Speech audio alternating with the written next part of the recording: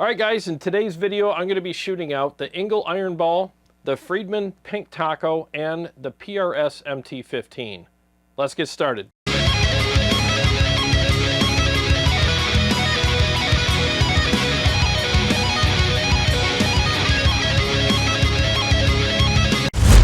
Okay, so again, I want to thank Motor City Guitar for allowing me to take the Engl Ironball and the Friedman Pink Taco home for a couple days and do some videos for you guys. If you're looking for a great piece of gear and a good deal on it, there's a link in the description. It's an affiliate link to Motor City Guitar. Help yourself out by getting something awesome and getting a great deal on it, and help the channel out as well. And if you like what I do here, please leave a like on the video. Feel free to subscribe and support me via my Patreon or buying something from Motor City Guitar. I would really appreciate that very much. If you're a Quad Cortex or KEMPER owner, feel free to visit my website and get some Quad Cortex captures or KEMPER profiles. And if you play anything by Line 6, visit their marketplace on their website and get some of my presets. All right, on with the video. So what I'm going to do is just give you a quick comparison between all three of these amplifiers with the high gain channels. I'll be playing them without and with the overdrive pedal. Make sure you pay attention to the screen.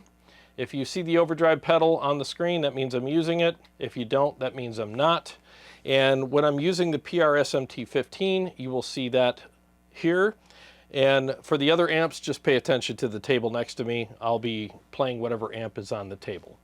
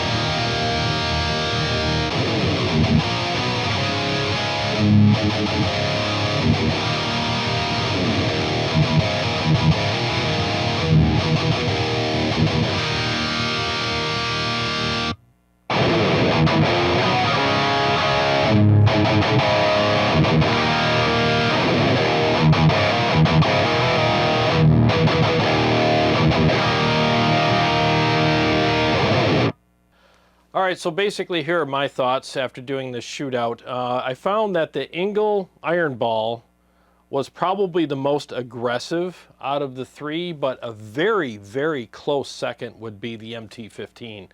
They were really close.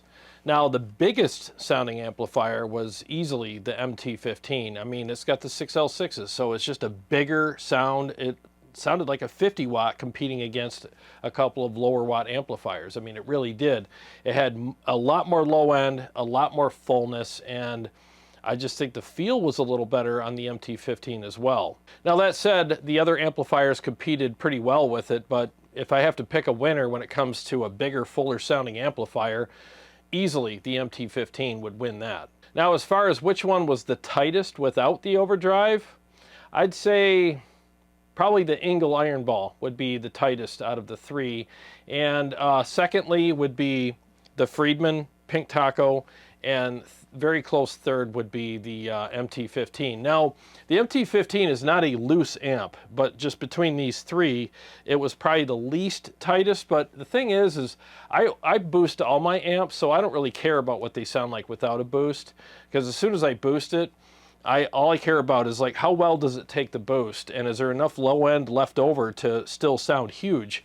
And out of the three, I think the MT15 took the boost the best, because there's plenty of low end left over to still sound huge even after it was sculpted and boosted with the Mud Killer.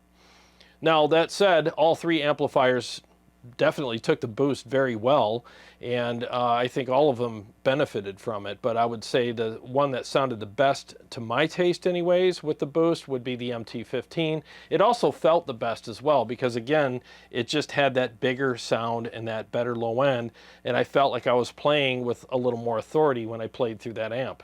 So as far as best value is concerned between these three amplifiers, I think the MT15 is the best value when it comes to overall tone, feel, and just the way it takes the boost. And you know, I mean, you also have a clean channel on the MT15 that is amazing. You don't get a clean channel on the Pink Taco, but you do get one on the Ironball.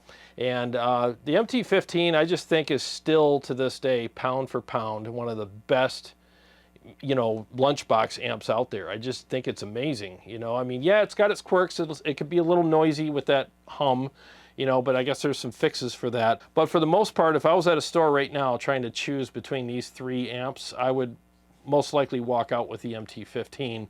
And yeah, I just think out of these three, it just sounds, feels, and performs the best. But again, it doesn't mean that the other two amplifiers aren't good. They're very good amplifiers. So if you own either one of those, be happy you have it. They're great. But just for my personal taste, for whatever that's worth, I think the MT15 is more my speed anyways out of these three. Well, thanks for watching. I hope you guys enjoyed the episode. I got a lot more stuff coming up, and I'll see you on the next one.